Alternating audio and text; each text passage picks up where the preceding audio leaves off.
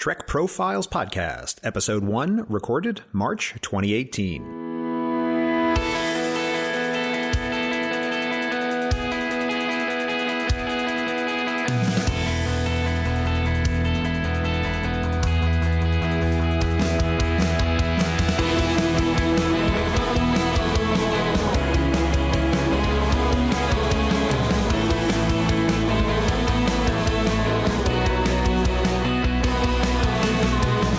This is the Trek Profiles Podcast, where each episode we sit down with a Star Trek fan, learn their story, and try to figure out why this show means so much to them, to us, and to all of you.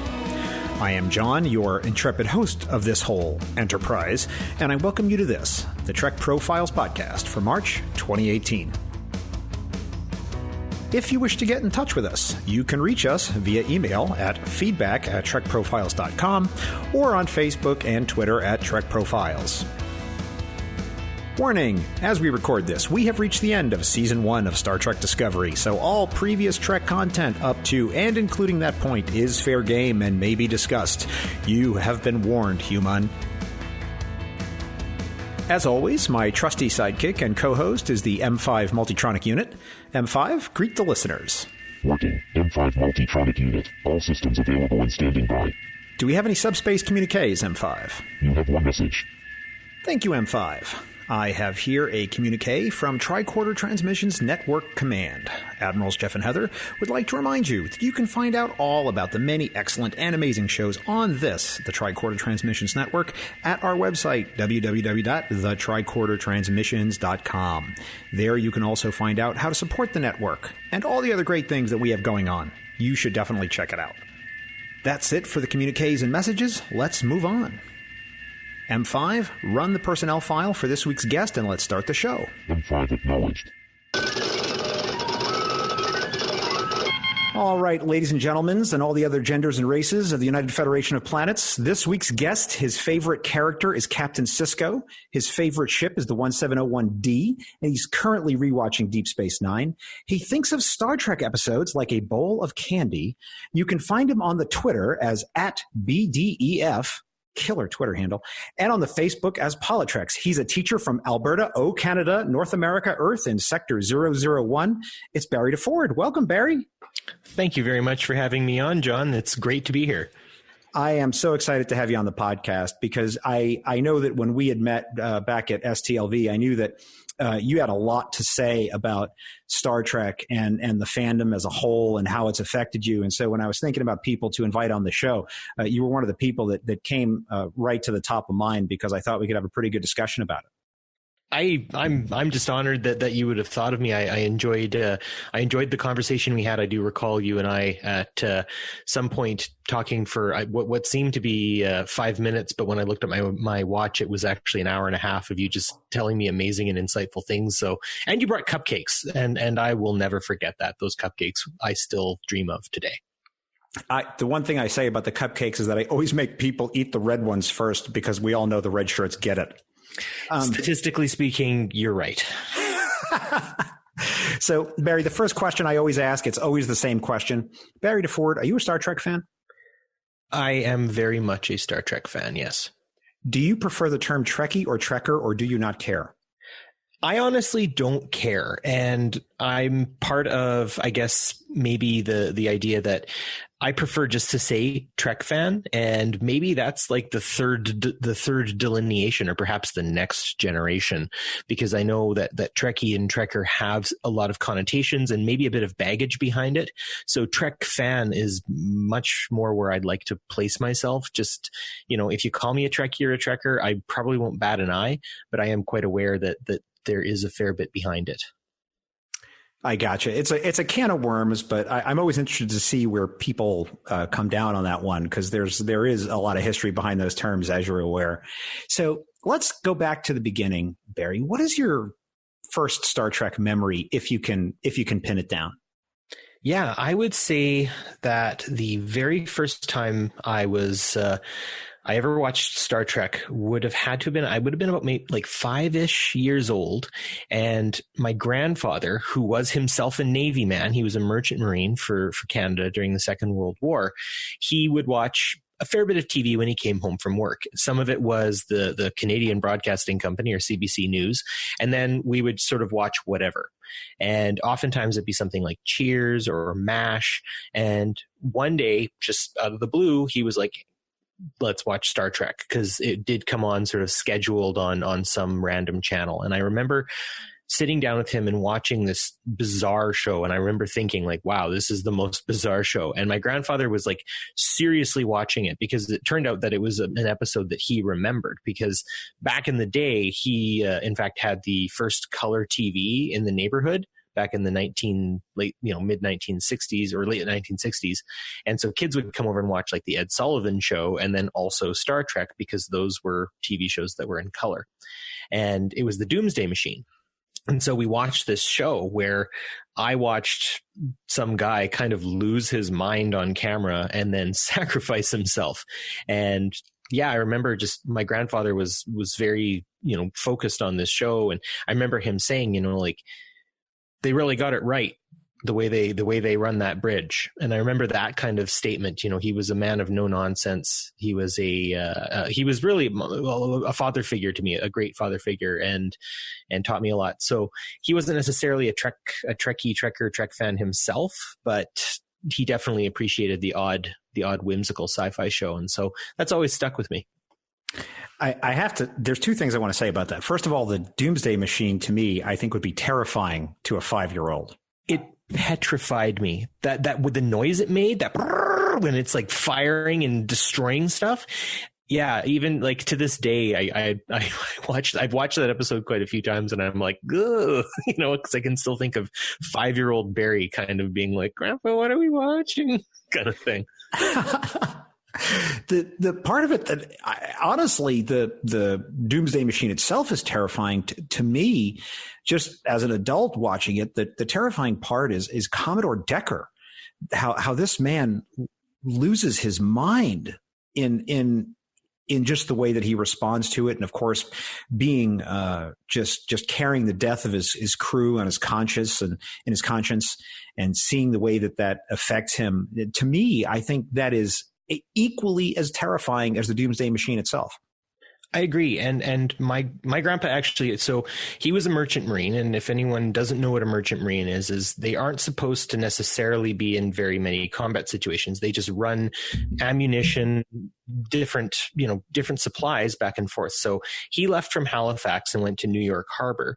And then from New York, he went with a large convoy across the Atlantic. And almost immediately they were actually shot by a U-boat. And the front of the ship was damaged. And they ended up having to be sort of like, I think I don't know, a fair bit back from the main convoy. They were part of a smaller convoy. And so all of the U-boat wolf packs were circling the larger convoy. And so my grandfather saw tons of like capsized ships. There were, they could see fires on the horizon and stuff. And so they ended up going through, I believe, the Straits of Gibraltar to Egypt and going from there. So he joined up just for reference sake in late 1943, early 1944. And he ended up doing 2 full circles around the world. So he went through the Panama Canal twice. And there were several pretty frightening experiences that he had, especially with Japanese fighters, that make me kind of wonder, what he went through. So there was one point in my life, and I don't have a problem mentioning this, where he kind of freaked out at night once. I would have been a little bit older, but he was shouting at me and my grandmother that we had to get off the ship. And I'll never forget that. And actually soon after that, he ended up having a heart attack. He didn't die, but he had a mild heart attack. And in retrospective, I think of Commodore Decker and losing his entire crew and the type of effect, the lasting effect it had on him. And, the war having an effect on my grandfather sort of similarly. One of the things that I think is very important about thinking about these kinds of stories, Barry, and I should say thank you for sharing that. It really gives some understanding of what it meant to you to watch that episode with your grandfather and to understand his comments on it and how you see it. It's that you can't separate Star Trek from the time where it was filmed, TOS in particular. And many of the people who were watching that show were World War II veterans themselves. Yeah, And Jimmy yeah. Doohan stormed the beach with the Canadian Army. He was at D-Day.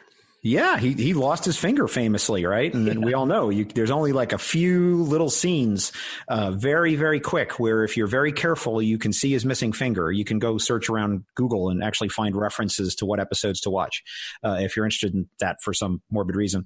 But that's true. And so that affects the people who are making the show and the people who are watching the show. Their whole sense of it is colored by that experience that they had in World War II. And you also brought up something else, which a lot of people forget. And I want to ask you about Discovery in a minute as a result of this. One of the reasons that Star Trek had that amazing color palette that it had, I mean, the bright orangey red looking panels on the bridge, the super colorful shirts, all the bright colors that they had everywhere, was on NBC, and the NBC icon was the peacock because it was the first network to be broadcasting in color. And their whole thing was, we need to show the value of color TV. And so it was part of their art direction to really emphasize that, we need to sell color TVs.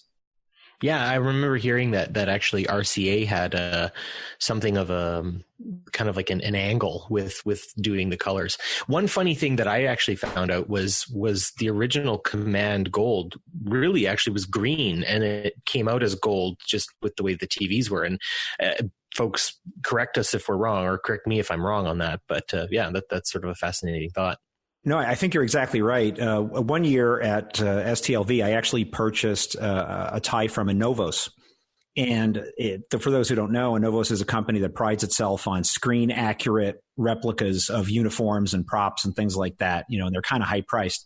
So I couldn't afford to buy a uniform or anything like that. But one thing they did have was they had ties for sale, and I could afford a tie. And the ties were in the screen accurate color for the original series.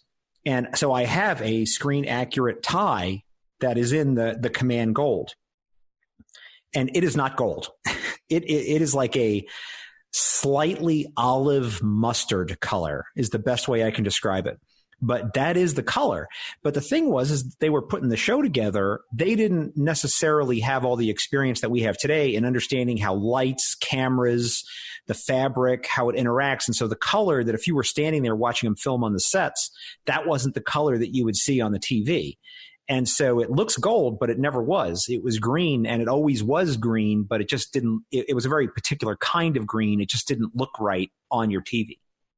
Yeah, that's super fascinating. Actually, apparently, like on computer monitors, yellow doesn't really exist. It's some kind of trick of the eye of like colors being blended together anyways. So basically color TV is a lie. It's interesting. It's trickery, but I will say that I love to wear that Inovos tie because it's very understated and it just has a little Delta shield way at the bottom. And so I could wear it to the office. I mean, I could wear it to a client meeting and people wouldn't know. It's really great. I love that very understated cosplay aspect of it. Agreed. I have the sciences one actually. Oh, perfect.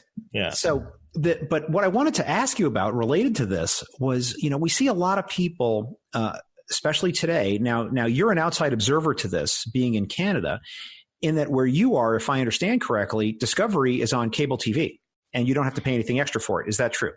Yes, no. It is on Space, which is part of a larger like cable package that you do have to buy into, but it's just like you would buy like Comedy Central, which we call Comedy Network, or the Discovery Channel or the Learning Channel or something like that. So it isn't basic cable. It is sort of an extended package of cable that I would say most people have. I myself, however, don't have cable. I cut my cord a number of years ago, so I end up watching it a day late on Crave TV is what it's called. And Crave TV is basically, it runs basically whatever Netflix doesn't. So, you can watch stuff like Frasier, Sex and the City. Let me think here. What else? Like a lot of HBO series. And then, of course, Star Trek Discovery. And then all of the entire Star Trek series as well. So one of the things that I've seen online is especially in the United States, people complaining about paying for All Access, and they're saying, "Oh, it's just a scam to get you to subscribe." And I understand that, and I also understand that there are people that $6 a month is a serious budgetary issue, and I do respect that and understand it. But I also understand that going right back to the original series, it was all about selling color TVs. This has been a part of Star Trek, I think, for a long, long time. It's just part of the show, and it's part of the business side, which is something that I always have an interest in paying attention to, because it's one of the things we talked about, is that you can't divorce the show from the period in which it was made and have make any sort of sense of it. No, and Gene Roddenberry definitely has a vision for the future, and that gets extended in the next generation, with a post-scarcity society. To plug my show, we talk about that with the illustrious author Manu Sadia.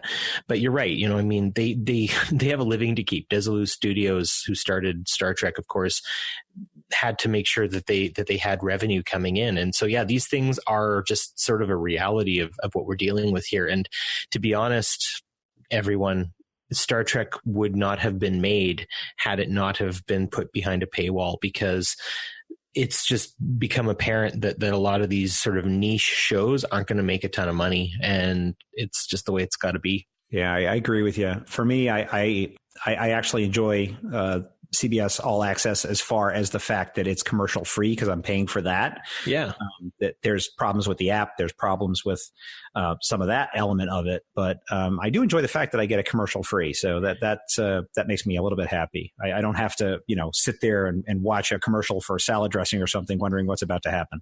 Now, one thing I just sort of, maybe a bit of a side here on Discovery.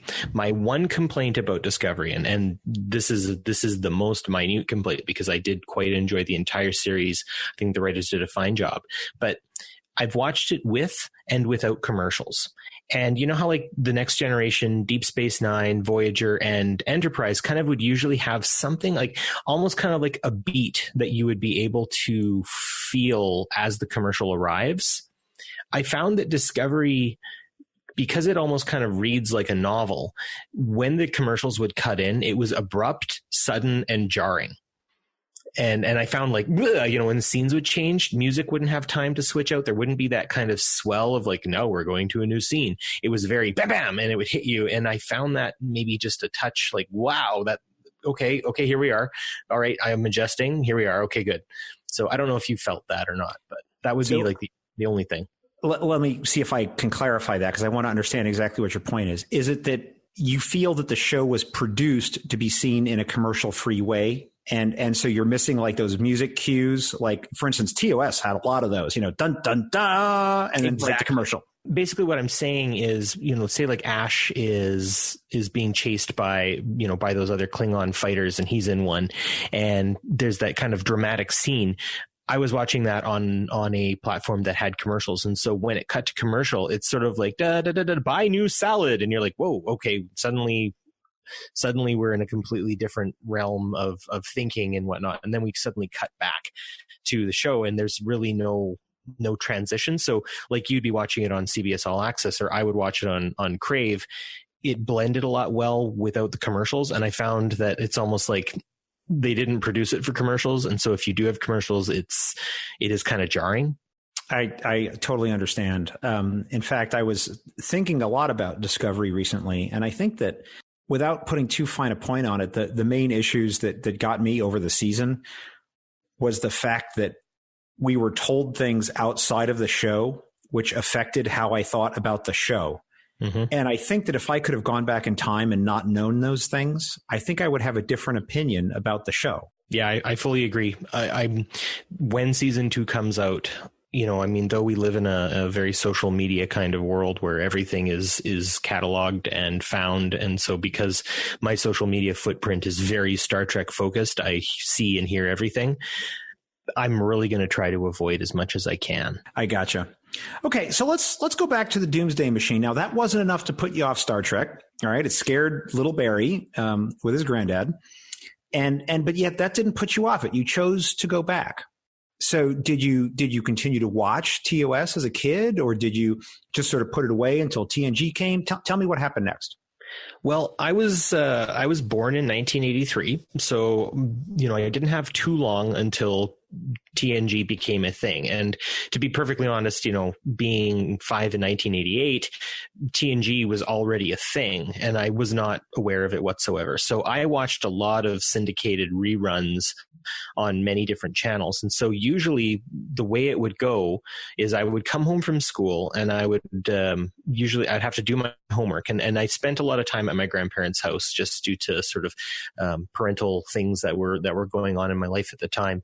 My brother has severe cerebral palsy and epilepsy, so my mom would end up having to work with him a lot. So my grandparents did a lot to raise me. And so I would say what basically happened from it was more or less convenience. The episodes of the original series would come on a channel that was kind of high up in the numbers. And I would watch actually the Monkees, as you would probably remember or know of.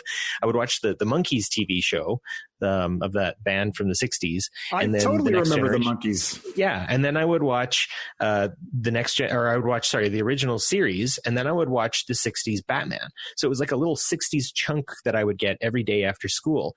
And the one that stuck the most was Star Trek. And I would watch it quite a bit. And then eventually and I don't really know when or where or how, but I ended up watching The Next Generation. And for me, transitioning from TOS to TNG, I felt like I was watching like an adult show. And for whatever reason, there was like some like alternate universe version of Star Trek where like Riker gets injured or dies. And I don't even remember the episode. It was an early one because he didn't have a beard yet, but he hits the floor and there's like blood on his face.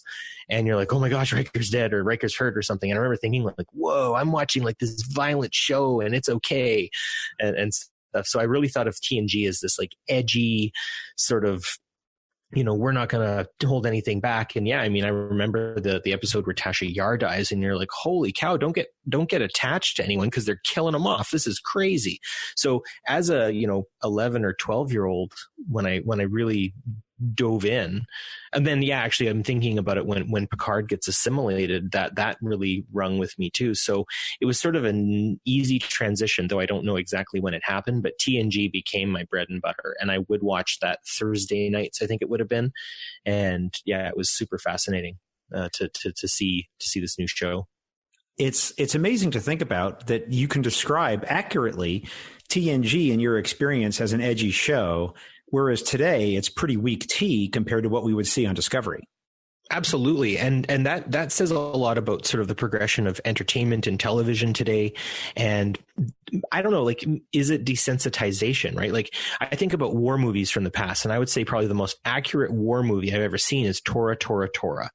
And it's a lot of talking, it's a lot of action, but when you actually see the battle, I think it was the Battle of Midway, you really see exactly how this thing panned out and how it worked. And it's not as exciting, say, and then the next most accurate film, give or take a few things, would be like Saving Private Ryan.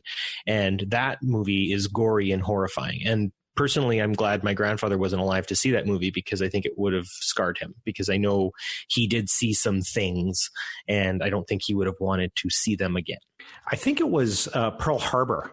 Tora, yes, Tora. It would have been Pearl Harbor. You're absolutely right. Yeah. All right. As a Navy man, I know I would have been struck by lightning or something like that, or some Navy chief would have like come out of the ground and started slapping me around if I'd have not known that. You have corrected me in a good way, and I'm happy you have. No worries. Now, someone out there, one of the two or three people who are listening to this, one of them is going to win a game of Trivial Pursuit because of that, and we demand attribution. Exactly. So we understand that you started watching TNG and it seemed like an edgier sort of experience to you. So did you finish out watching TNG in syndication as it was being put out, or did you pause and wait till later? How did that work? I absolutely did. And I remember either the launch of Deep Space Nine or the end of TNG. I don't remember which one, but I used to watch TV with my mom in the evenings, and we would watch movies or TV shows that were contemporary of the time, such as like Dr. Quinn, Medicine Woman, and a few others I can't think of, Frasier and stuff like that. And we knew that the end of The Next Generation was coming, and my mom wasn't necessarily as much of a fan, but she humored me, and yeah, so All Good Things came on and we watched it. And I remember, and I've been thinking about trying to find it because I bet you it's still around. I drew my first starship while watching All Good Things, and it was the USS Chimera, the Greek thing, demon creature thing, and I'll never forget that. It was the 1128 USS Chimera, and I drew it, and I drew myself a special uniform, and I don't remember because I ended up using what would become very reminiscent of the future comm badge, the one with kind of more of the sort of trapezoidal sort of shape to it with a little kind of division, sort of like Geordie's visor behind the Delta. And Gotcha. It wasn't quite the same. Like, it's definitely not, and I wasn't predictive by any stretch of the imagination, but there's definitely a resemblance or a reminiscence to it. And so I remember sketching that while watching it and thinking like, wow, this is really fascinating. So it was either the launch of DS9 or the end with All Good Things. And I know that there's a year or two between that. So, but yeah, we definitely watched it all the way to the end. Deep Space Nine, which you say is your favorite, and it has a very different flavor than the rest of Star Trek, certainly. I think before or after in a lot of ways. How did you react to that, and why is it your favorite?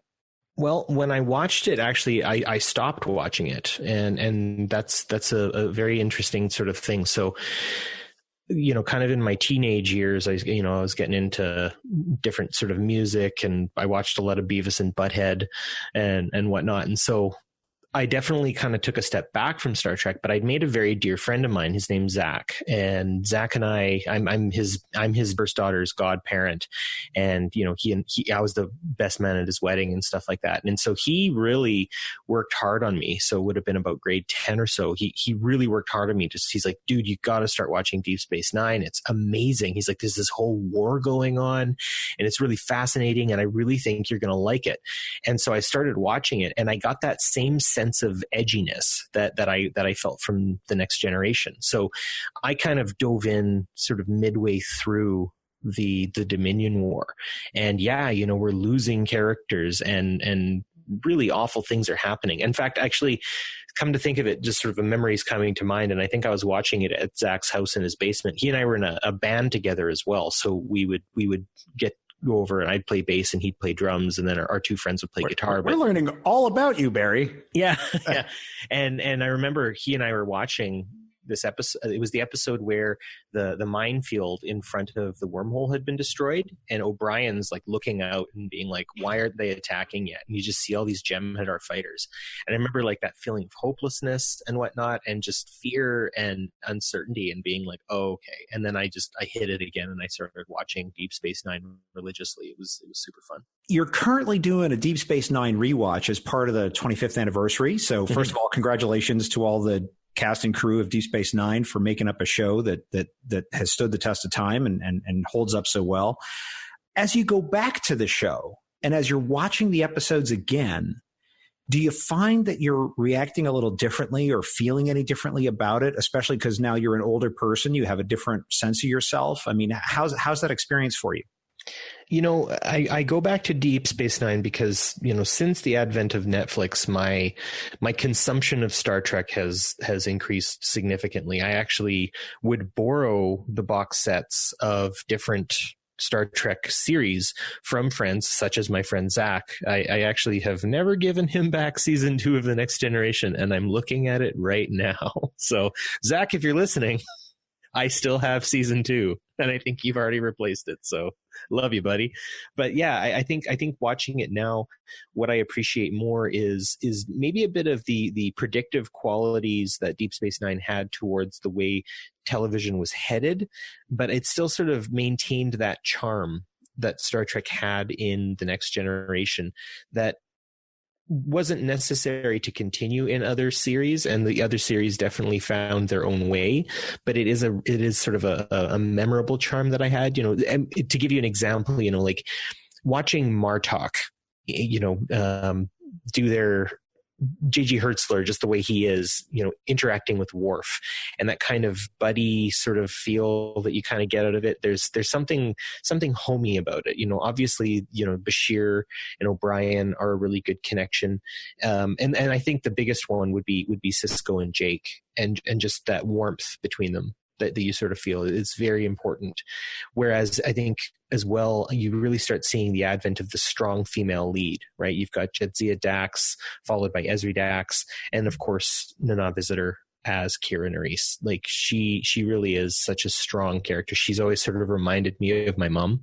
My mom's a very strong woman and a massive hero of mine. And so seeing Kira is always a treat, I guess you could say. I agree with you. It's always been interesting to me as like an interesting historical what if.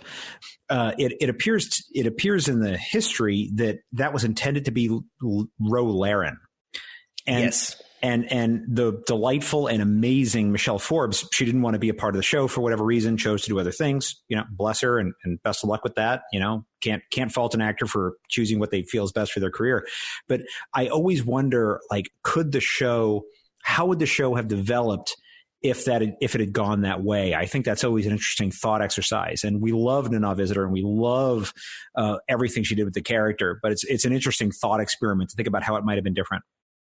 Yeah, I honestly wouldn't say that I've ever entertained the thought of anyone but Nana Visitor characterizing Kira Nerys, because she adds a lot of layered nuance. There's a lot of pain and a lot of power that comes behind her character, and the turmoil that she sort of, she doesn't own her victimhood a lot, but she does have to really push her way through it. And I think the best way to get a good understanding of that is watching Duet, because you really see her grapple with that kind of, am I going to allow my victimhood to get the better of me or not? Or am I going to sort of stick to protocol? And if you ever want to watch an amazing conflict of character, that's the episode to watch. I totally agree with you. It's just a great performance. And I think Deep Space Nine really stands up as just a very special part of Star Trek. And it's really that outlier in a lot of ways, I think, to a lot of the other shows, because of the way that it was produced and because of Ira Stephen Bear and how he was, and sort of he, had his pirate flag flying and did some very interesting things with the show that I don't think that he could have gotten away with had Gene been around. And I really appreciate it. So it's interesting to see what you thought about it. Okay. So we had Deep Space Nine, and then, of course, we have some of the other series. We have Voyager and Enterprise. Did you partake in those? Did you come back to them later? When did you watch those? Well, I watched the first probably 3 seasons of Voyager just because, they were kind of at the same time that I was watching the last few seasons of Deep Space Nine. So I did enjoy them. I find the characterization was quite different. I found I don't know, the first Caretaker 2-parter, I felt very much like, especially that part where Harry Kim is getting like the needle in the belly button. I felt very much like, oh, okay, they're really trying to do sort of an X-Files feel to this show. And, obviously that wasn't the case, and they were going in slightly different directions and stuff like that. But I found myself not attaching myself as much to Voyager as I would later on, I guess is the best way to put it. Later on, I lived in the UK for a period of time, and that's when I did my sort of massive Voyager consumption. And it was actually because a friend of mine had the box set at the flat that I was living. And so I was able to sort of pick that up. And he also had the entire Gremlins movie catalog. So I watched Gremlins a lot too. Gremlins and Voyager. You could have made the premier crossover episode. I think it would be talked about even today and be played in midnight showings at theaters all across America. They'd be drinking the biopacks. The Gremlins would drink the biopacks and then be able to, like, I don't know, sustain, phaser fire or something like that, I think. So it sounds to me like you had a period of time where, as a younger man, you quit watching Star Trek, then you got back into it. Enterprise came on after Voyager. Now, did you watch Enterprise, or did you not? Or how did you feel about that? I really came into Enterprise late. I would say I finished the full thing on Enterprise probably 2014-ish. So I didn't really watch much of Enterprise at all. And at that point, I was going through a pretty massive Star Wars kick. It would have been sort of near to my graduation time. I was actually had a lot of fun. I went to a performing and visual arts school, and I was able to be in a couple great productions like Cyrano de Bergerac and The Princess Bride. And I actually played Inigo Montoya, which was a lot of fun. But just as sort of a joke on Halloween, the three guys, myself, my friend Will, and my friend Tom, who choreographed the play, the fight scenes in each of the plays, we choreographed a little Star Wars thing just for the fun of it. And so I was deep into Star Wars at that point. So yes, I did dip off for a period of time. And then it was actually when I met another friend, my friend Kevin Shipileski. He and I were historical interpreters at Fort Edmonton Park. We got to dress up in a 19th century garb. He and I were both on 1885 Street, and we got to go around. I was the Mountie, and he was usually a watch salesman. And he started talking to me about Star Trek The Next Generation, and we kind of developed our friendship around that to a degree. I mean, we talked about other things. And then when the 2009 Star Trek came out, he and I went to that movie and were completely stunned, and that reignited my Star Trek fandom. Barry, my man, we are not going to go any further in this podcast. Once you tell me that you played Inigo Montoya, I'm going to have to ask you to say the famous line. Hello, I am Inigo Montoya. You killed my father. Prepare to die. Perfect. I'm sorry. There could be nothing else that can happen until you said that. So I'm glad that you have said that, and now we may proceed on. So I'll also let you know that though this has been fun and I've really enjoyed myself, I have something I need to tell you. Go ahead. I'm not left-handed. Oh, no. Oh, goodness. All right. We can go down a rabbit hole here of starting Princess Bride quotes, and that would just be very bad on my report. So let's not do that. But okay. I think as you wish. Something. Oh, sorry. I'll stop. I'm stopping. You keep saying these words. They don't mean what you think they mean. This is going to be something that we're going to have to talk about in person, I think, at the next STLV. Absolutely, sir. So that actually is a good segue. So let me ask you about that. So you got back into Star Trek, and then you decided to go to a Star Trek convention. Now, was STLV the first one you had gone to, or had you been to others before that? I went to a little comic convention back in the day when I lived. I'm from Edmonton, Alberta originally, and there's a fantastic comic book shop there called Happy Harbor Comics, and my friend Jay Bardilla owns it. And so the band I was in with Zach, that guy, we used to play at their Halloween spectaculars, and I would dress up in a Rorschach outfit and would play the bass through a toque and sweat my brains out playing, the Ghostbusters theme and stuff like that. But Jay had gotten passes for one of the shows or something like that, and I thought, maybe I should go too. And so I went. And it was loads of fun, but I hadn't really gone to anything else. And actually, LeVar Burton was there for it, and I saw him at distance, and that was it. And so I decided, I'm living elsewhere in Alberta now, and I was actually driving to Winnipeg at the time, and my fiance basically said, you should go to this Star Trek Las Vegas thing. And it was because at the time I was getting sort of nudged from a number of my Star Trek fans, Dan and Bill from Trek Geeks specifically, were saying, "Hey, dude, are you coming or not?" And I decided I would. In fact, Bill sent me the link saying that there was a Groupon for the STLV convention. So I decided to go sort of on a whim, and it was the greatest decision I ever made in my life. The greatest decision you've ever made in your life? That's a pretty high bar, Barry. You've got to say more about that.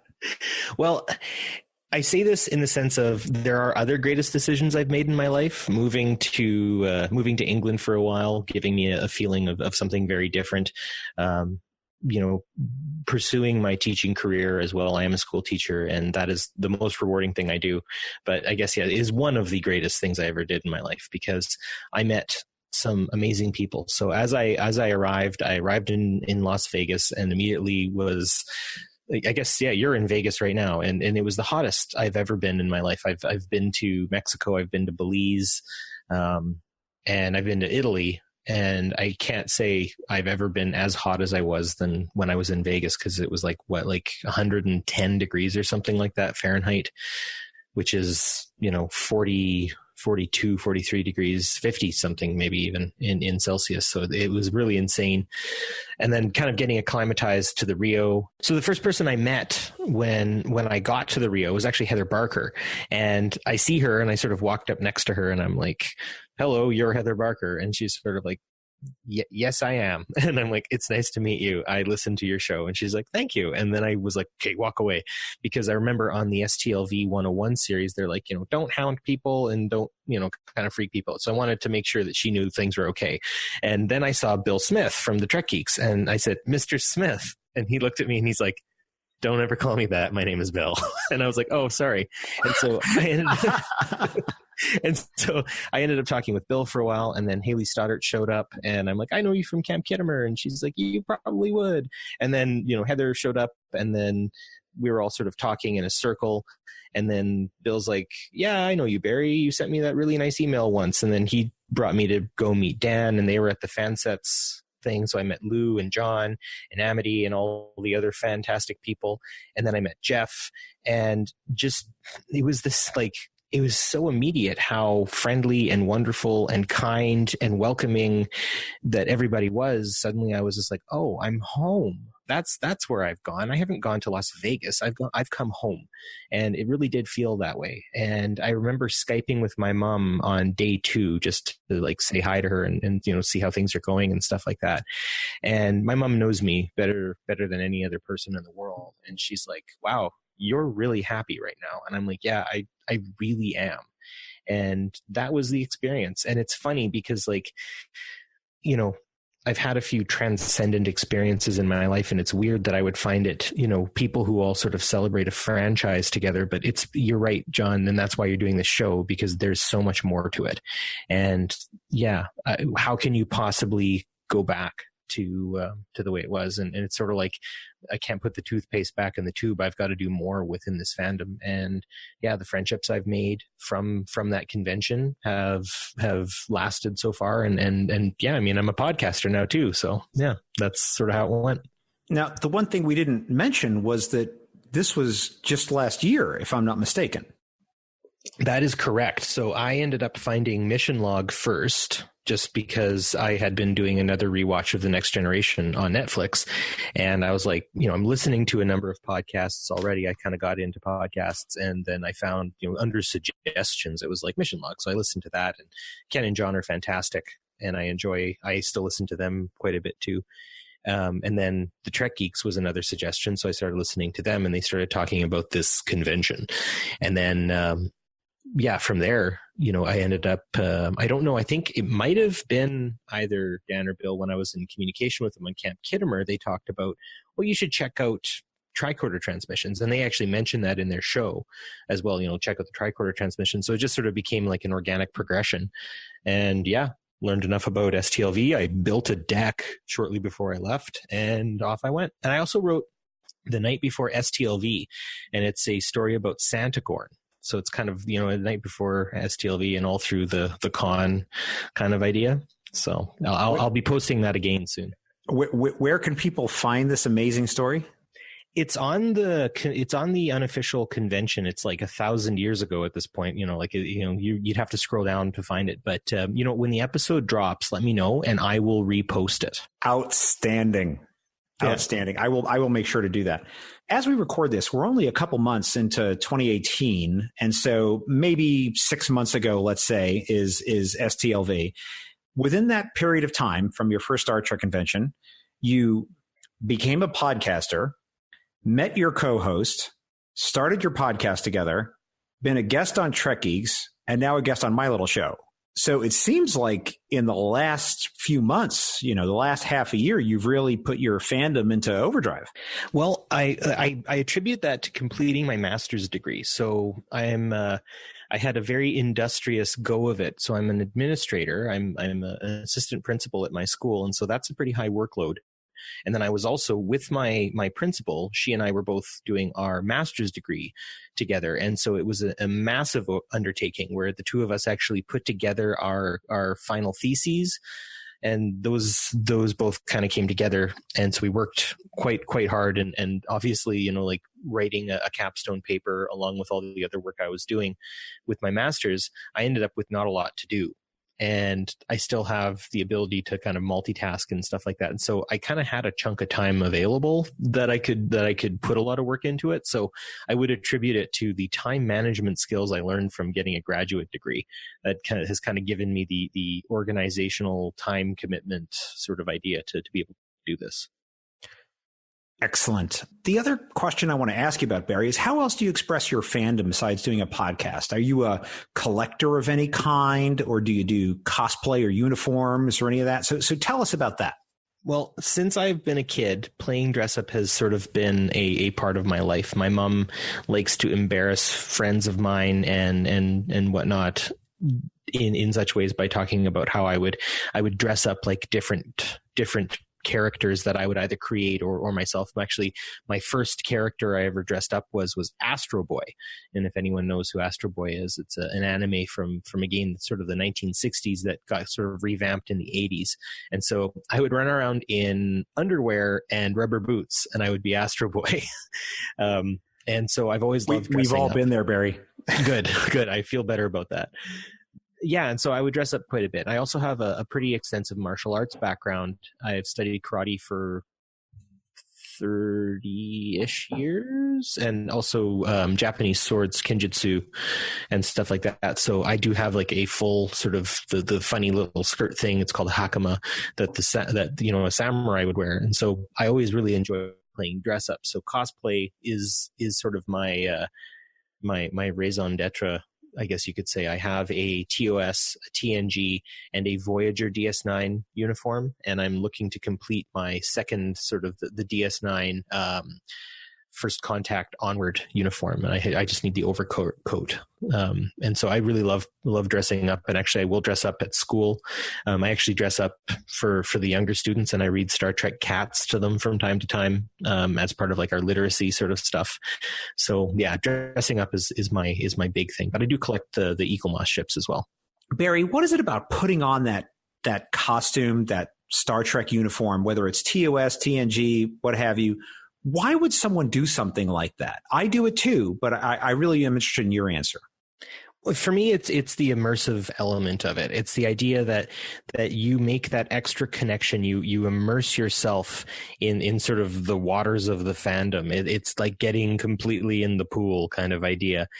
I see myself when I do that. It's much like how, when I was a historical interpreter, I got to characterize Canada's history by actually embodying a person from that time. Or, when I do martial arts, I get into a gi. I embody that element of the art itself. And so I feel like it's a similar sort of thing. And, that buy-in is so very important. So when you were one of the followers of Loci from Let That Be Your Last Battlefield, I felt that, and that was a good connection that we had. It was really great. Oh, that was at STLV last year. Yeah, I did my whole head, no less, because I'm a bald dude.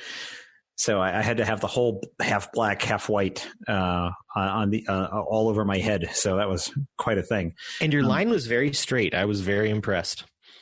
Thank you for that. And if anyone's wondering what this is, you can actually find pictures of me in the newspaper here in Las Vegas in that costume. So it wasn't just my head that was half black, half white. It was half black, half white all over. But the thing that I think is interesting is that we wear the uniforms. We also collect the stuff. So you'd indicated you collect the ships. Is that right? Yeah, and also I have a myriad of the fansets pins as well. I've spent a king's ransom on a number of those things too. You told me that you collect the uniforms, you wear them. You told me that you collect the fansets pins, which are fantastic and beautiful, and I would encourage everyone to go check them out.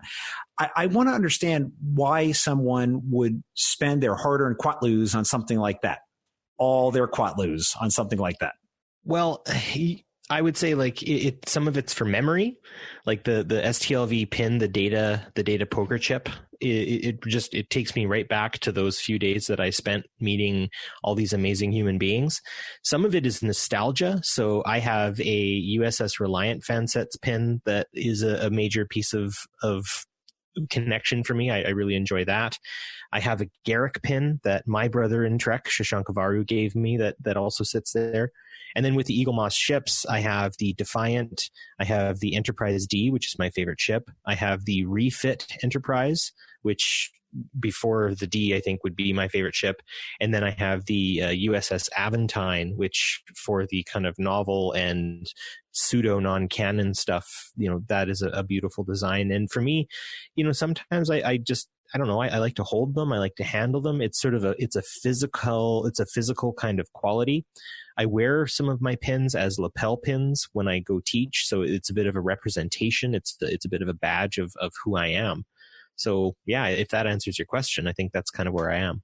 I totally get it, man. There's no wrong answers here.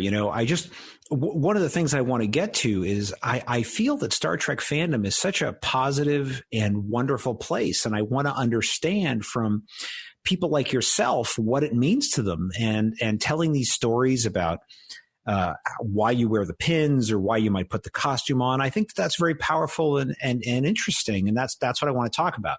What I'd like to do next is I'd like to talk about some of the episodes. So I had the M5 compile based on some gentle internet sleuthing and some other intelligence, a list of your favorite episodes or movies of Star Trek. And I want to challenge you and ask you about some of this, Mr. DeFord.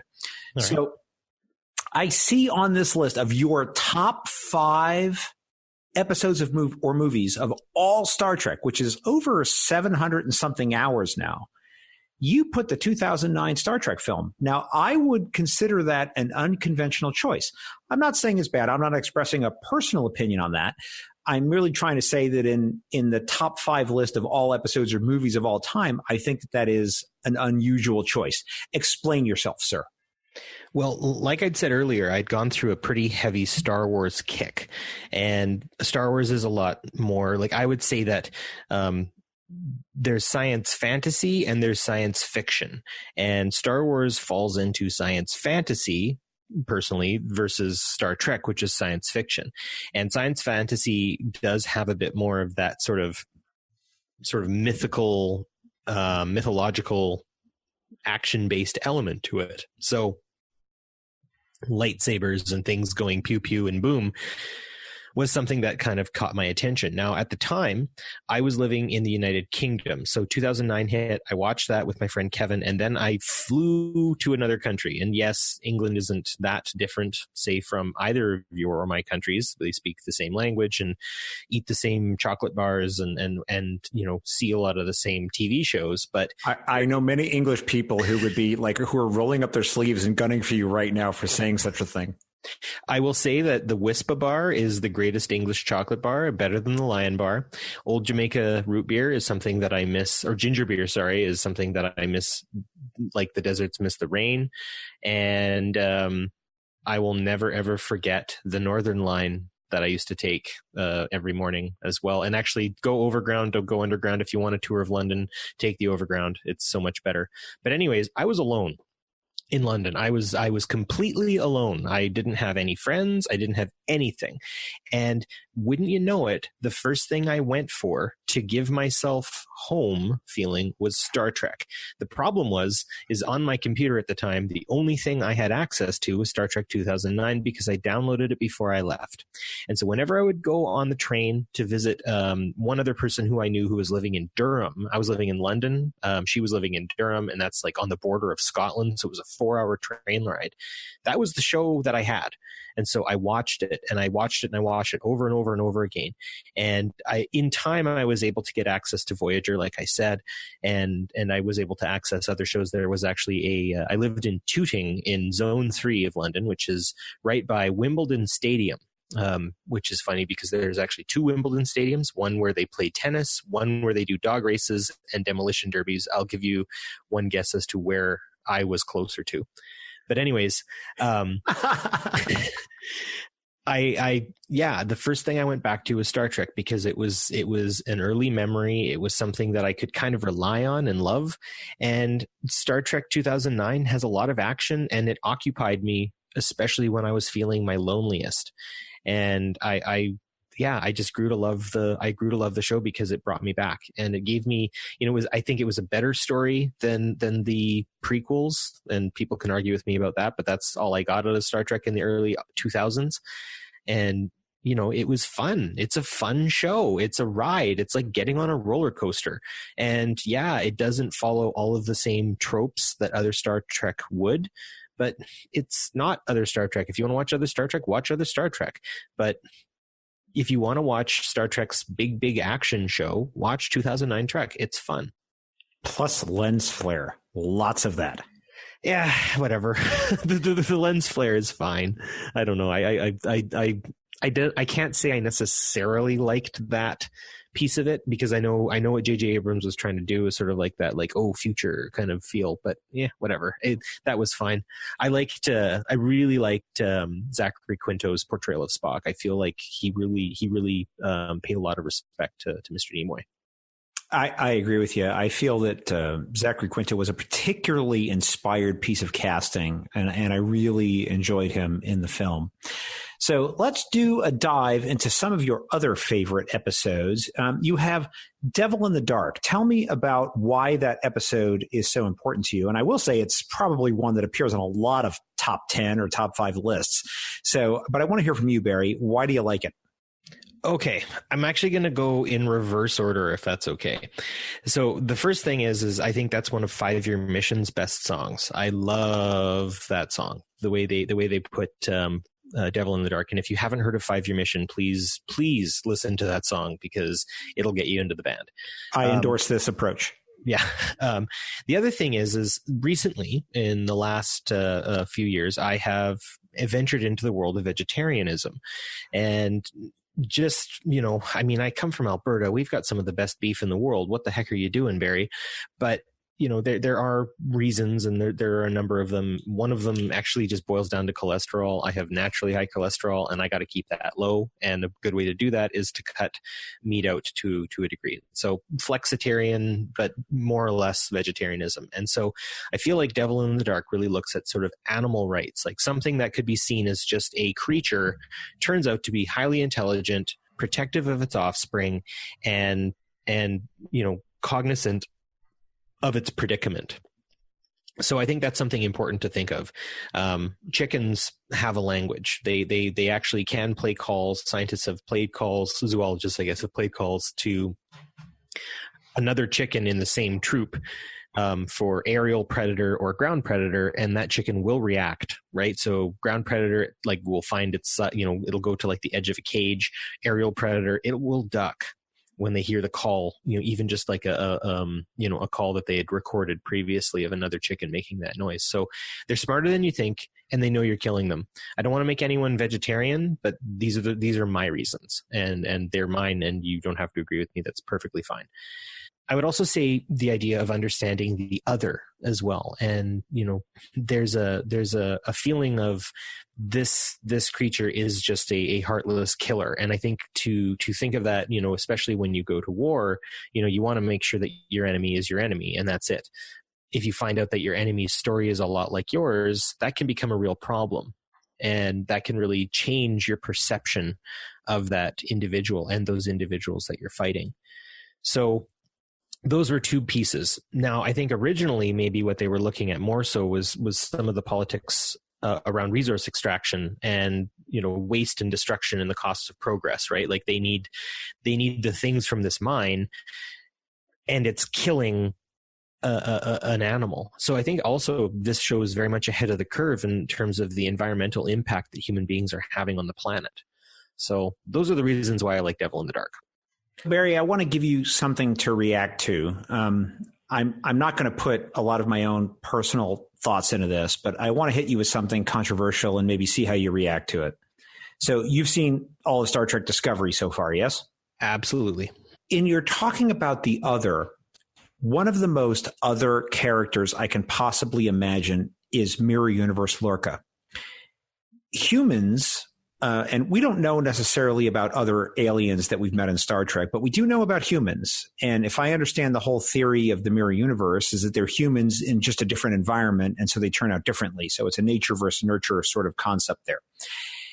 Here's Mirror Universe Lorca stuck in our universe, and he has no one to talk to, no one that he can relate to. He's the most alone being, the most alone human being that has ever been. And so that makes him the most othered that has ever othered anywhere, ever. You know, he's a soldier, I think, and he really does rely on that, you know, what he needs to do, right? He sticks to his mission the whole way along, and he only allows a few beats to hit him. I haven't done my Discovery rewatch. I'm going to be doing that with a friend probably in the next few months.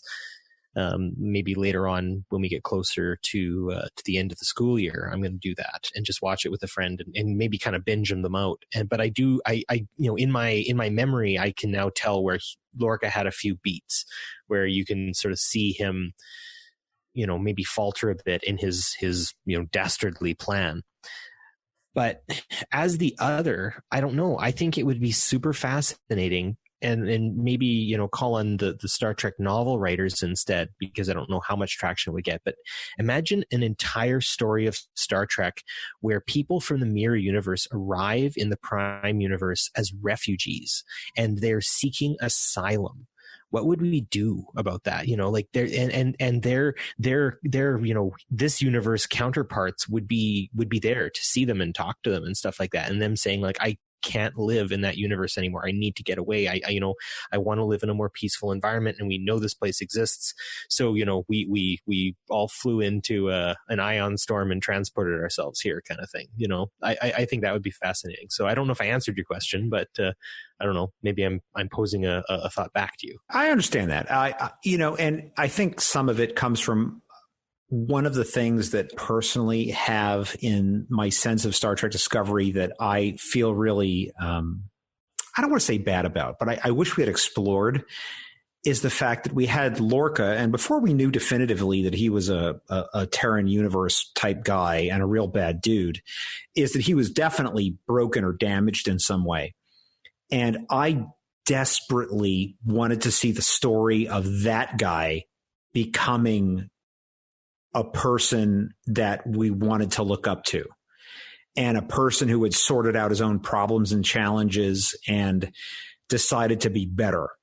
And I felt that that was the Star Trek story I wanted. And earlier in this podcast, I'd made reference to the fact that I felt that some of the problems with Discovery, which I loved, by the way, but I do have some problems with, was that some of the things outside the show affected how I felt about the show. Was that and I think it was actually at STLV last year in August of 2017 that the writers in their panel had said this is going to be the story of how we get to from a broken sort of human society that we would be very familiar with to the future that we see in the Federation. In TNG and TOS, and to a lesser degree in TOS, but in TNG certainly, and all of that. And I wanted to see that. And so that was informing my thoughts as I was watching the show. And I desperately wanted to see Lorca turn himself around. And when it just turned out that he's like, haha, I'm a villain. I'm a Terran universe dude. Bye, y'all. And he goes back to his other universe and, you know, sort of twirls his mustache. I felt diminished in a way. And I felt like it negatively affected the story that I felt like I was promised. And that could easily all be in my head. And I could easily be just have been making up my own stories. But I just felt like the story would have been so much more powerful if Lorca had actually been a Prime Universe guy and had turned himself around somehow or figured out something. And I know that you and I, and now we're really going to go down a rabbit hole. I know that you and I have talked about our love of Plato's Republic. And right now I can hear the sounds of people fast forwarding on their podcast players. But one of the most powerful things in Plato's Republic to me is right at the beginning. It's like the first few pages where Socrates, the character, is leaving the Piraeus, this city that he had gone to, and he's walking up towards Athens, which is the center of light and learning and all the positive things in the story. And people say, no, you have to come back down here. You have to come back with us to the Piraeus. And he turns around and he turns his back on the light and the learning and all the positive things to go back into that, you know, and I don't want to say underworld, but into that place that in his mind is lesser, to talk to those people and to figure some things out. And I wanted to see that story, and we just didn't get it. And so that was something that to me really affected me in Discovery and negatively affected my opinion of it. Now, having said that, I did like it. I enjoyed it. I want to see more. And again, I think a lot of what I thought about Discovery was affected by some of the things we heard outside of the show. And so I thought there was a lot of chaos in the management and in the writing in the first season, and, people leaving and coming and going. So I felt like season 1 was just sort of weird, and I didn't get some of what I wanted, but I'm very optimistic about season 2, and I'm excited. How about you?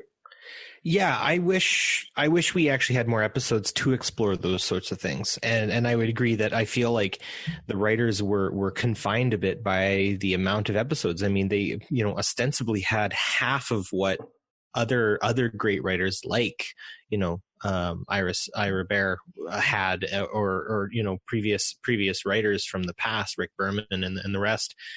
I'm racking my brain on Plato's Republic in that sense, and maybe one of the things is Lorca.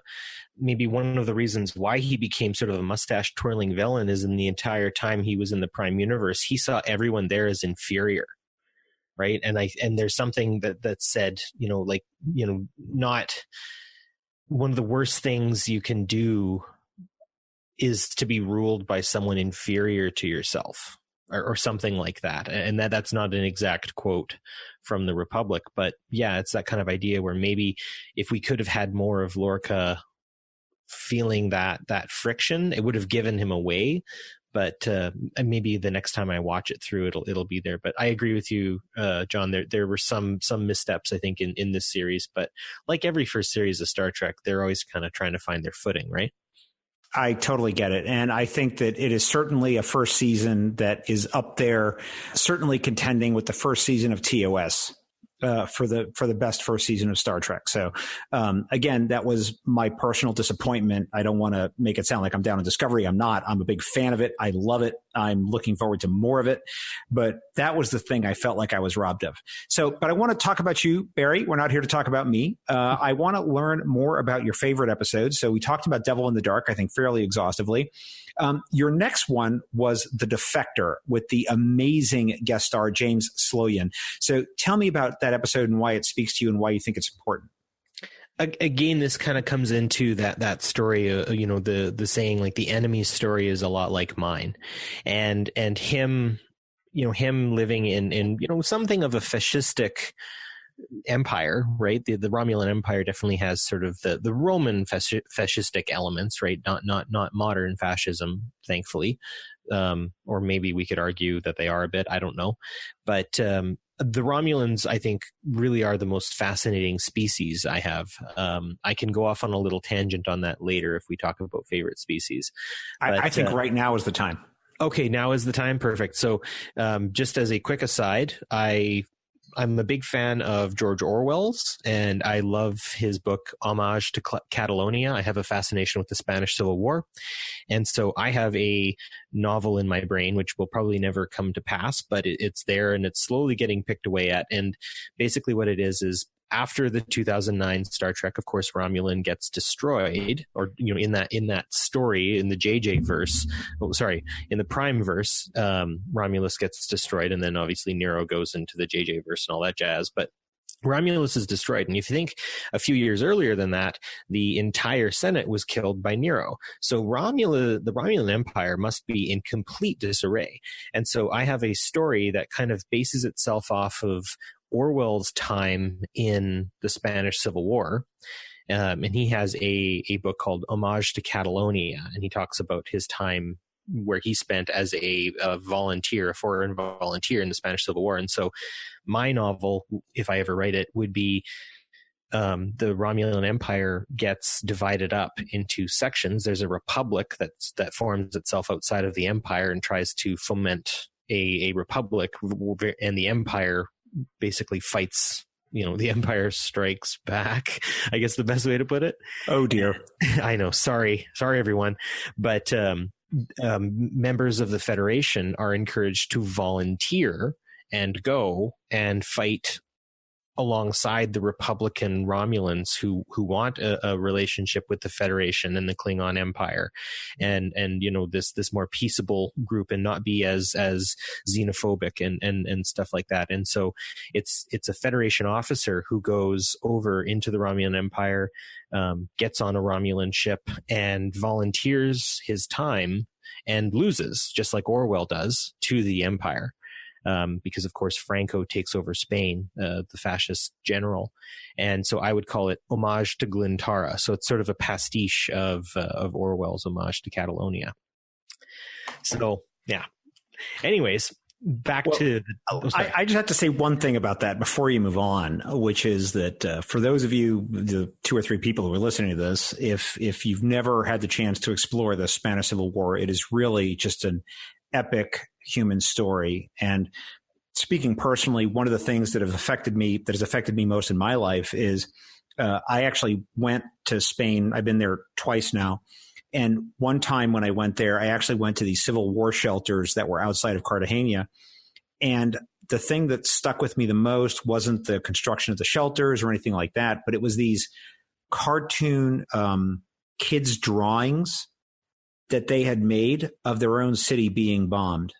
And maybe it's because I'm a parent and I looked at those and I thought of my own kid, but seeing kids drawing normal kid drawings, but of their city being bombed, is the kind of thing that stays with you. So it really is, I think, something that could be honored in a lot of fiction and could be talked about. And so I would encourage you to write it, Barry. I think you'd be very good at it.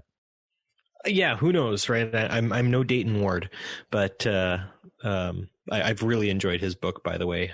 That was a real joy to read. But anyways, outside of that, it was a very well portrayed story of the Romulans. It gave a lot of depth and character to them. And yeah, who but James Sloyan could do it? I mean, he shows up in Star Trek a few times, and yeah, he builds so much to it. And I love, and it's been mentioned on other podcasts, but I just love that moment where he says, "These aren't my stars." And as someone who loves astronomy, I see my stars every morning when I walk my dogs. Obviously the sun doesn't rise very, very early here in Canada in the winter, and it doesn't set very late in the wintertime. We do get quite a bit of nighttime, and that can be depressing unless you're someone who loves to look at the constellations. And so, it was just a lovely connection. It was a lovely window on the Romulans, and it gave me a bit more of a human, right?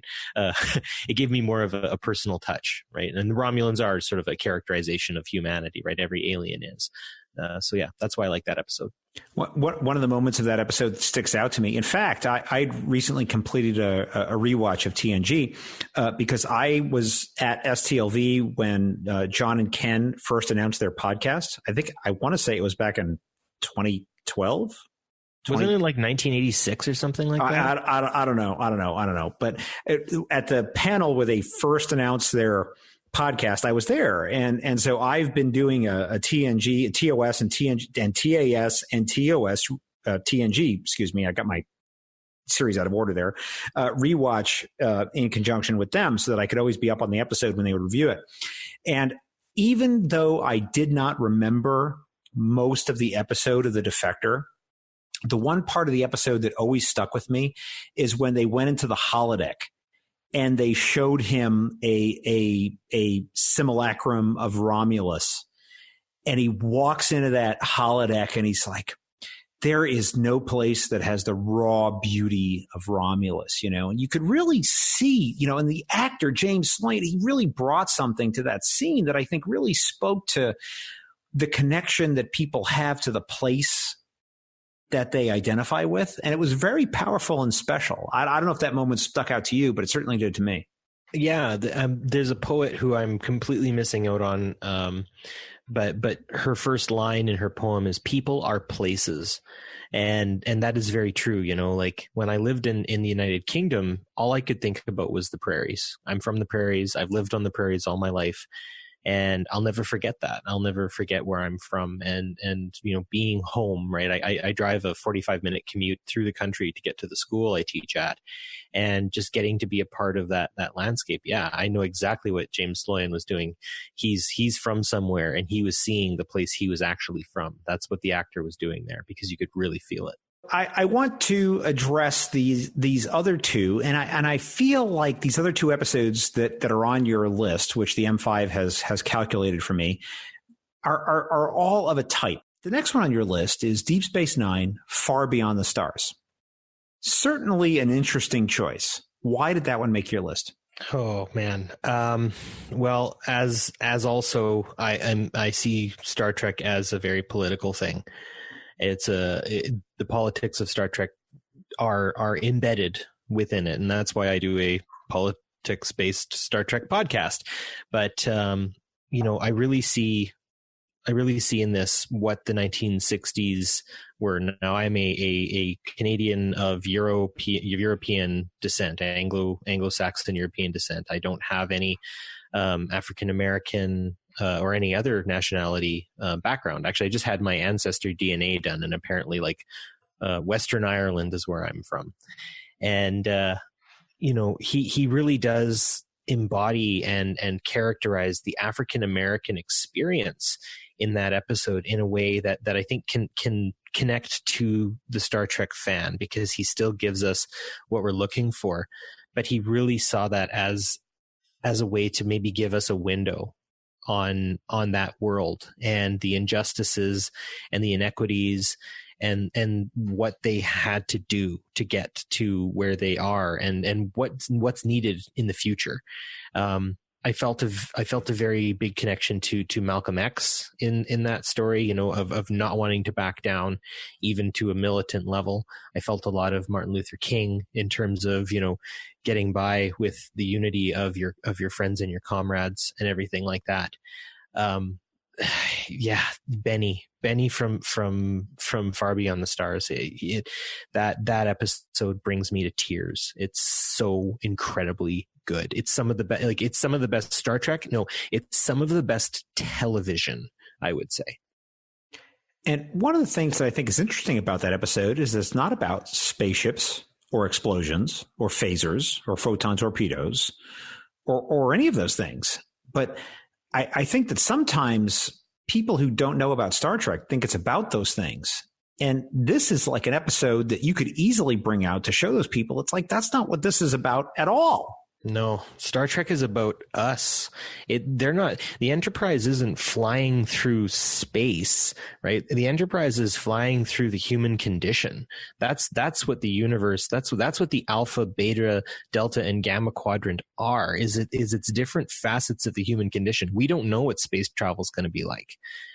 This is very much us exploring us, and in the most real, visceral way. And yeah, I think Far Beyond the Stars is one of the most raw interpretations of that, because it strips away all of that. Like you said, all of the sci-fi gets stripped away, and it says, we can do this any way you want, right? We can do this in 40s, 50s New York, I think it would have been that they were in. I don't know for sure. I think that's the set they were using, but boy, was it good. It seems to me, Barry, that I've identified a common thread.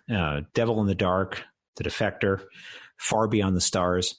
It's about people, or I should say beings, in places where they are not quite at home.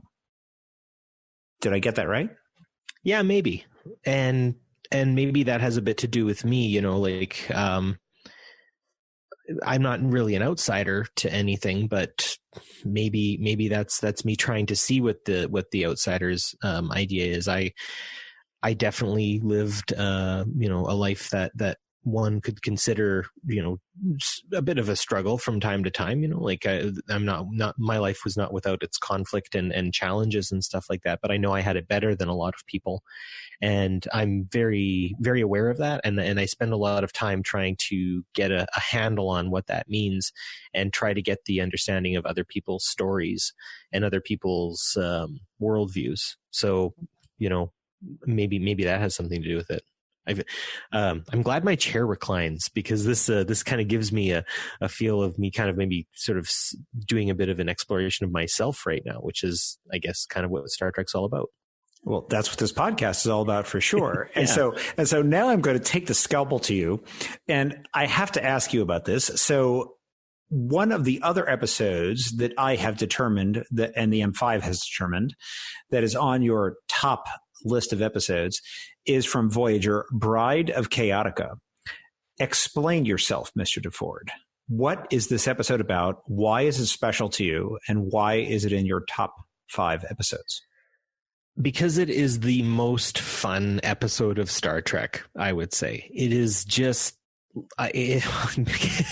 like they're Buck Rogers. They're going back in time to that sort of 50s, 40s, rocket hung on strings with a firecracker on the back of it going through the air, and using some of the very old tropes.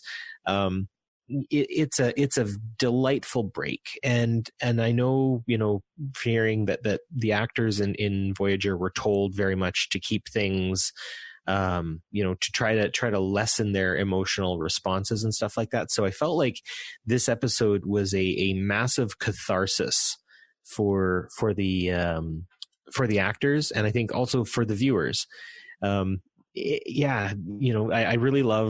I really love Janeway in that, coming in as the Bride of Chaotica. She just owns the role.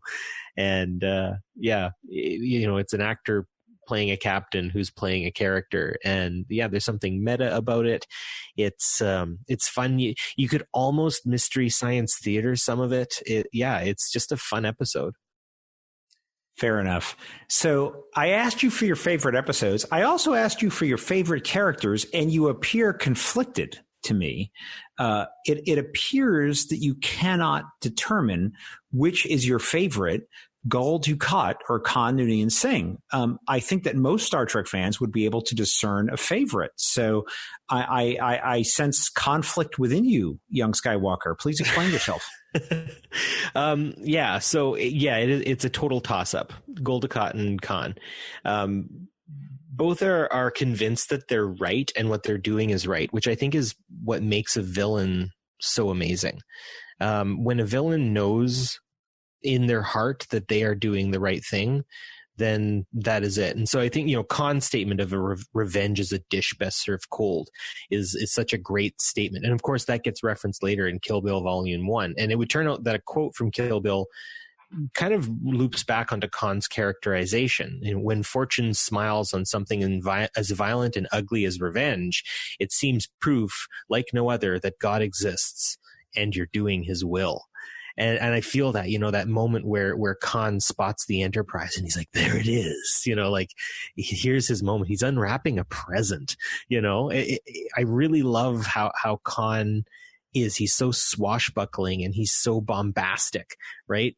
Whereas I find Dukat is kind of more of he's a subtle permutation of some of Khan's most devious attributes, right? He lacks the group he lacks the group loyalty, but none of the megalomania. Dukat is very capable of engaging with his enemies, and he, to some degree, he even collaborates them, sometimes even endearing himself to them in some way. But I feel a sympathy almost. He's sort of a Lucifer to a degree. If you think of Paradise Lost, right? And it's fitting that he ends himself in flame. Spoiler. You are going to totally have to say more about that. Sure. Where would you like me to start? So Gul Dukat as a Lucifer character. Okay, so Gul Dukat could have easily, sort of gone forward with the healing, right, of the way the Federation wants to kind of build things with Bajor, right? But he completely refuses, right? He looks at the benevolence and the goodness that exists with the Federation, and he just sort of scrunches his nose at it, like, no, I'm not doing that. I'm Gul Dukat, right? I am not going to bow to you. I am a gull, right? I am, a legionnaire of the greatness that is Cardassia. And under no circumstances am I going to prostrate myself to anything that thinks itself so highfalutin as the Federation does. And, as much as he was involved in some horrifying garbage, beforehand, when you see what happened with the Bajorans and how the Cardassians treated them, he's so self-assured in the way he is. And, he plays a very long game, much like, the Lucifer character does in Paradise Lost, right? Where, he's justified. And to some degree, you can almost see him as, from the Cardassians' perspective, if you are a, xenophobic, nationalistic Cardassian, he's a hero, very much so. And I think the same idea in Microcosm with Khan, he's a hero to the people who he's with. Khan couldn't exist in a series. He's too over the top. And I feel very much like Dukat is that distilled, more subtle version. So, by the way, Barry, I have to point out that this exact same conversation could have been held about the admiral in The Defector, right? He says, "Oh, those things you referred to as the slaughter of," the name escapes me, "are referred to as the wild victory of whatever it was in my homeworld." Absolutely. And that's such an interesting thing. Perception is so incredibly important in terms of how we look at history, how we look at politics and stuff like that. And I think maybe that might draw into kind of where we're at right now. There are people who want some very different things in this world right now, and it's very hard to find a middle ground. And what it boils down to is the perspectives that they hold are so incredibly different from the perspectives of the other that it's almost impossible to find common ground. And that's a dangerous recipe. I want to change focus here a little bit, and I want to dive into what Star Trek actually is. So we've asked you about your fandom. We've asked you about several episodes, but to determine what are your favorite episodes of Star Trek or what you think are the best episodes of Star Trek, you have to have some idea of what Star Trek is. So I ask you, Barry DeFord, what is Star Trek? It's a political expression written in sci-fi. I'm in a bit of a Twitter conversation right now of is all art political? Yes and no, right? It's a challenge to accept and grow in a culture that bases itself on diversity. Both the United States and Canada are colonies and colonizers and have a rich history before Myers arrived here. And we're finally coming to terms with that in a lot of sense. And what Star Trek does, I think, for us right now, in kind of the precipice on which we stand, is it asks us what kind of future we want. And when I see how people act in, what you maybe would say, like, coming from kind of maybe my political background, Las Vegas is kind of the belly of the beast in a lot of cases. And yet within the belly of the beast, I found some of the most amazing human beings. And so isn't that interesting? So Star Trek in and of itself asks what kind of future we want. It as a series becomes very self-reflective on it. And that's why we get some of the episodes in Deep Space Nine. And I think the entire series of Discovery was incredibly self-referential and self-reflective. As much as people may accuse it of fan service, I think it's also kind of almost inverting on itself and going, okay, so here's the project that we've had for 50 years. How's that gone? Let's throw some curveballs at you, right? So like I said earlier, Star Trek's not an exploration of space. It's an exploration of the human condition, and each species represents an element of humanity. Those elements are hyper focused, obviously, but are still a facet of our culture and our behavior. So, yeah, Trek is a lens with which we can use to look at our world, and it transcends politics. It transcends a lot of different things because I see the diversity in our fandom, and I'm so much privileged and honored to be a part of it. So that's what Trek is to me. So you made a reference to the idea that Trek is really about thinking about the future Trek has some elements of humanity in it. And I'm going to ask this question in an effort to be controversial. We'll see if it raises the temperature or not. Barry, is the Federation as depicted in maybe the TNG era a place where you personally would wish to live? Yes, it is. Mainly because it has done away with this stupid thing we call money and that idea that we always need to be in a state of productiveness, right? The Star Trek people we see are, the Federation people we see are Starfleet, and obviously they live in very amazing, amazing times where they do amazing things, and some people might die. But I think for the most part, people in the Star Trek world, right, of the Federation that's depicted in the Next Generation, they don't have to work if they don't want to. Really, basically everything is taken care of if they really want to. If you want to be a basket weaver, you go right ahead and be a basket weaver. You are fed, you have shelter, you can do whatever the heck you want. And that kind of almost Hegelian self-actualization that can take place in that sense, I think it does actually sort of hearken to, and I'm going to be a little controversial here. I think it would put a big smile on Mr. Karl Marx's face. I know communism is a dangerous and terrible thing, but that's the Russian version of communism. Don't mistake that for Marxism. And what Marx was actually saying himself is the idea that people's labor and production has to be important to them, and we cannot commodify that. And I appreciate that quite a bit. And I think that that's very, very important, that what people are doing in the Federation is stronger than what they're worth. And I think that's really cool. And I think people, if we think about resources and if we think about what the world is worth, we can maybe stop putting profit over people. Because I think we could actually live in something of an engineered post-scarcity society, much like the people in the Next Generation are. Well, let me challenge you on a portion of that. I think when we talk about a post-scarcity society, if you want to have post-scarcity, we can say that, well, the lower levels of Maslow's hierarchy are met. But the one thing that isn't met is the self-actualization. And some of the other things that go along with that are, for example, experiences.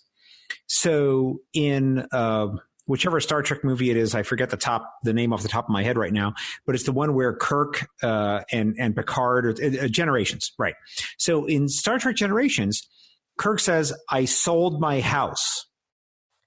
Well, wouldn't other people want to live in that house? Wouldn't other people want to have that land and the experience of it? So even if we could accommodate everybody's food, shelter, and all of those basic human needs, wouldn't there need to be some mechanism for adjudicating all the other things? Would everyone want to live at a certain particular point on a beach in a lovely place in Malibu, or in the Gulf Coast of Florida, or in the Atlantic provinces of Canada? I mean, there has to be some way of adjudicating that, which even if you could provide for everyone's basic material needs, you'd still have to have that, wouldn't you? I agree that yeah, real estate has always sort of been the sticky wicket, I guess, within our society, and honestly, that's basically what we see. The resources within it, or the pretty view, or what we deem to be our own, is often the source of conflict among humans. And if you look at the conflict between the Klingons and the Federation, or the Romulans, or the Cardassians, I mean, really, Deep Space Nine is all about a conflict over real estate, right? Absolutely. And figuring that out. And you're right, that gets solved, right, in the Next Generation. It seems like that gets solved because there isn't money. People seem to be happy with where they're at. And maybe it's holodeck technology where, yeah, you know what, you have to live in wherever, right? I don't want to badmouth really any place because every place has its ups and downs, but you have to live here. But if you ever want to live somewhere else, just walk into that room and you can pretend to be there and stuff. So maybe there's something there. And that is kind of the area where we might not necessarily see that in our own society. Or I guess to some degree, if you can't live in the place you are, I think the kind of Rousseauian idea of it's not getting what you want, it's wanting what you've got. And I feel like we're very much preoccupied with getting what we want. And it seems like people in the Federation are wanting what they've got. Triple bonus points for bringing up Rousseau. Thanks. So I see in my intelligence dossier that one of the characters that you actually mentioned by name was Captain Jellicoe. Tell me a little bit about why this character was so important that you felt like it was something you had to reference. I like him. I like Jellicoe mainly because he's so very different from Picard. Like, he's not looking to be, though I would now characterize Sisko as the true space dad. Picard is very much a space dad as well. I would follow that. I would follow Picard off a cliff, because I know I'd be okay, because Picard is just such an amazing human being. I like Jellicoe because he doesn't have the same gravitas as Picard does, right? But he knows what he's doing. And I really found that Jellicoe characterizes a shift that, you know what, there's more than one way to do things. And, we're so used to our Kirks and our Picards at this point that Jellicoe kind of feels jarring. And honestly, I think that the characters within the Enterprise give him a really they don't give him a fair shake, because they're like, well, you're not like the guy we're used to. And it's like, well, duh, he's a different person, but he's still doing the right thing. He still knows what's going on. If it wasn't for Jellicoe, that whole mission would have gone up in smoke. I hesitate to bring this up, but it seems to me that Jellicoe is a guy who, as a dad, has a very different perspective than Picard would ever have. And I feel like in the movie, when Picard finds out that his brother and his nephew have died, that you see that Picard, and Patrick Stewart through the acting of it, really brings to the surface the idea that procreation and having kids has a very different expression in the way that we live our lives. Yeah, I don't have kids. I have 200 and some, actually. They're my students. They're the students at my school, and I enjoy them all. I love them all. I love to be a part of their learning and their growth.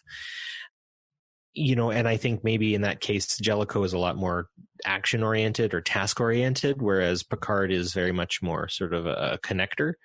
And he feels the death of his family members there. Whereas I don't know what Jellicoe would do. And I don't know if that's the direction you wanted to go in on that question, but yeah, I don't know. Jellicoe isn't a perfect character. He serves a purpose in the story, and then we move on and never experience him again. But, I liked him in that sense that he really provides us with a, by the way, there's another way of doing things sort of thing. It was a very powerful lesson in TNG, which I think was forgotten by a lot of characters and a lot of fans. But speaking of the fans, one of the things I want to ask you about, Barry, is that it's very apparent to me as just a person who's asking you questions on this podcast, is that you have particular beliefs, particular feelings, which mean a lot to you. You're an informed person. You have particular thoughts about how you think the world should be. But Star Trek fandom is very broad and very diverse in a lot of ways. And there's many fans who may take exception to some of the things that you've said or some of the thoughts that you've expressed. And so how can we reconcile the fact that Star Trek fandom seems to bring in so many different kinds of people, but yet they have such a different perspective on how the world is? How can we reconcile that? I certainly can't. I'm interested to hear what you have to say. This is why I'm doing the podcast I'm doing, and I definitely, if people haven't noticed, I skew left of center, perhaps more than most people would. I'm left of the Democratic Party, Americans, very left, and I have friends who are very much on the right. And I don't see that as a problem. I think Star Trek fandom brings us all together this way because we have a common interest, we have a common value. If our conversation gets heated, we can stop for a minute and quote Star Trek and then realize, oh wait, we're all human beings. We can figure this out. Let's talk some more, right? I think the politics of division have been strengthening since the 60s, and they're reaching. I fear a zenith at this point, a fever pitch that's getting us into some pretty hot water where we can't even disagree with each other. And my friends who are on different sides of the political quadrants or whatever we want to call it. I value them. I value them to temper me, and I hope they value me to temper them. And I've gotten into some heavy conversations with different friends within Star Trekdom, and I think that's the greatest part about Star Trek is it's a safe place. You can be this or that or the other thing, and no one's going to judge you because you know what? You love Trek, so there's got to be something good about you, right? Isn't that the very point of IDIC? Exactly. Infinite diversity and infinite combinations. And if we can do that, we can build a community. And actually I was on a very sort of left-wing podcast just recently, and we got talking about that. We talked about how building community is the best way to strengthen. We were talking about gun control and all these other things. And I won't get into that in this podcast because I don't necessarily think that's the place for it. But we talked about the building of community. And you know what? If you're going to build a community, you're going to find people with different viewpoints. And it's about managing those relationships. It's being stewards of the environment that we live in. And I think that Star Trek fandom tends to have a lot of very good stewards of the community. And we cultivate it and we nurture it and we let it grow. And that's why we're so strong. Barry, we've talked about a lot of great things, and I cannot think of a better note to end the interview portion of this on than what you just talked about. So the one thing you wanted me to ask you about was Couch Trek. So tell me what that is and why we should care about it and how important it is. So Couch Trek is something that the fine folks at Tricorder and on the unofficial Star Trek Las Vegas convention Facebook page are doing. There's a number of us. I've written 2 scripts that we are going to run through. So when I was a kid, I used to play Star Trek on my couch with a couple of friends of mine. We'd rock back and forth and we'd transport by tying our shoes out and going out and pretending to be Kirk, Spock, McCoy, Picard, Riker, Worf, you name it. And that would intermix because we were kids and didn't care about the timeline. But anyways, what it boiled down to was we had a lot of fun sitting and looking at a wall and pretending that we were on the bridge of various iterations of the Enterprise. So in light of STLV coming soon, I have constructed 2 scripts of basically people sitting down and talking. And I think we're going to Facebook Live it, where basically what we're going to do is we're going to take someone's hotel room and we are going to the best of our abilities, organize it in a way that looks like a Star Trek bridge. From there, we will film it, probably read off script, which is just what we're going to have to deal with, and play a little bit of what I called Couch Trek. So if you are interested, hop on the STLV unofficial fan page, see if you can find it. Maybe we can do some reposting there. There have been some people who've taken up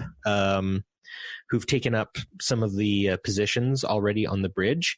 However, I'm already thinking it doesn't have to be just one group of people doing this. If other people want to get some scripts, make some of their own, and do some Facebook living of this, I think it would be a great idea. Post it onto the unofficial page, STLV page, and I think we could have a lot of fun.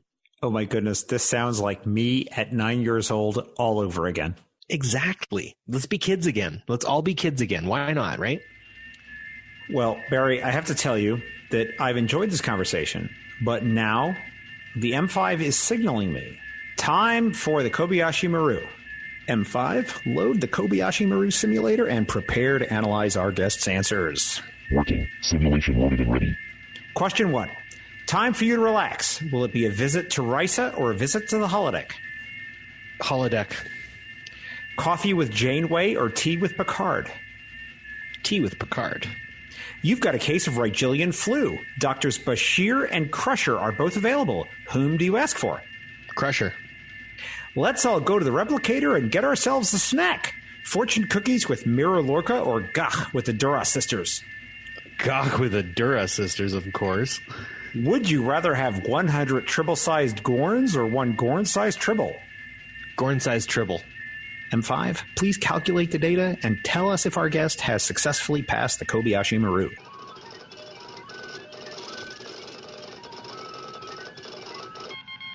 Barry, I am pleased to tell you that the M5 has calculated that you have passed the Kobayashi Maru simulation, and so to honor your passing of this time-honored test, the M5 will now award you an honorary Star Trek title. M5, what title shall we award to Mr. Barry DeFord? Barry DeFord is awarded the honorary title of Minister of Quattro Tridi Caeli for Sherman's Planet. That's amazing. I'm so excited. Barry, thank you so much for being a part of the Trek Profiles podcast. I really appreciate it. This has been a unique pleasure. Thank you very much, sir. Here ends this installment of the Trek Profiles podcast. And before we offer a Trek quote to close this episode, I'd like to remind you that you may send your compliments, plaintive wails of grief, constructive feedback, or cartoon drawings of the M5 to feedback@trekprofiles.com or on Facebook or Twitter @TrekProfiles. Anything you send us may be used against you in a future episode. This week, I want to leave you with a quote from Lal the Vian, who in the TOS episode The Empath said, "Everything that is truest and best in all species of beings has been revealed by you. Those are the qualities that make a civilization worthy to survive." Thanks for listening, and we'll see you all next time on the podcast. Live long and prosper.